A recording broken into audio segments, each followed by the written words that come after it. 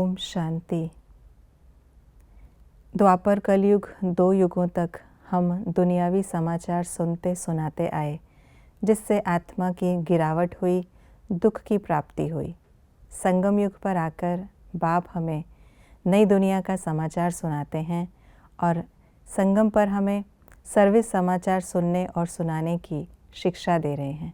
आइए रिवाइज करते हैं आज के 18 जुलाई 2024 के मधुर महावाक्यों को। सर्विस समाचार सुनने पढ़ने का शौक होने से क्या फ़ायदा होता? उमंग उत्साह बढ़ता, सर्विस करने का संकल्प उठता। हमें क्या पुरुषार्थ करना है? पढ़कर सबसे जास्ती ऊंच पद पाने का। बेहद के बाप का पाठ क्या है? पढ़ाने का। विकार में गिरने का क्या परिणाम होगा? अंदर खाता रहेगा, बुद्धि में नहीं बैठेगा, की कमाई चट हो जाएगी। हम किन बातों को जानते हैं?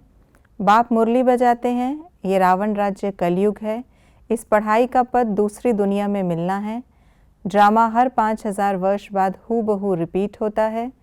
कल हम बहुत दुखी थे, अपार दुखों के बीच थे।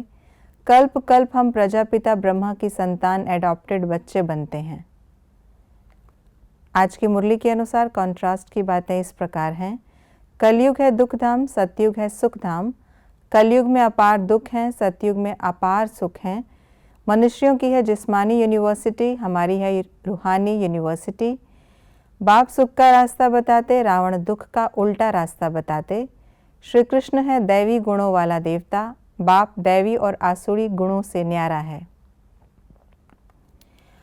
पढ़ाई के विषय में बाबा ने क्या कहा? ये बेहद की पाठशाला है, रूहानी नॉलेज सुप्रीम रूहों को देते हैं। पढ़ाई में अटेंशन नहीं देंगे तो फेल हो जाएंगे। जो अच्छी रीति पढ़ेंगे वही पहले स्वर्ग में आएंगे। बाप की इस पढ़ाई से सूर्यवंशी चंद्रवंशी घराना बनता। जो पढ़ाई में ऊंचे तीखे जाएंगे वे ऊंच पद पाते, डल बुद्धि कम पद पाते। क्या होने से क्या होता है? थोड़ा भी सुनने से स्वर्ग में आ जाते। बाप के आकर पढ़ाने से ज्ञान मिलता। बाप के श्रीमत पर चलने से सुख पाते। काम पर जीत पाने से जगत जीत बनते। खुद पूरा समझने से औरों को समझाते। बाप को याद करने से विक्रम विनाश होते। सुख के रास्ते पर चलने से ऊंच पद मिलता। बेहद में रहने से हद की बातें स्वतः समाप्त हो जाती। दिल और दिमाग का बैलेंस रख सेवा करने से सफलता मूर्त बनते। संगम युग में क्या होता है? राजधानी स्थापन होती, हम नई दुनिया के बनते, हम श्रीमत पर ज्ञान सुनते, हम अपार सुखों के बीच जाते। कर्म अकर्म विकर्म की बातें होती। हमें किन बातों को धारण करना है?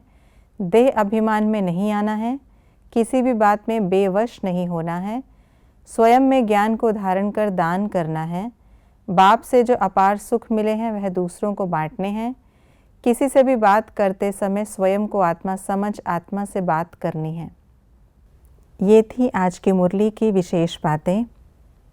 हम आत्माओं को अपने मूल स्वरूप में स्थित होकर ही वापस घर जाना है, जिसके लिए स्वयं को आत्मा निश्चय कर अन्य आत्माओं को भी उसी रूप में देखते हुए सर्विस को आगे बढ़ाना है, ताकि बाबा ने हम बच्चों के साथ संगम युग पर जो लक्ष्य रखा है संपूर्ण पवित्र दुनिया स्थापन करने का, उस लक्ष्य को हम जल्द से जल्द प्राप्त कर सकें।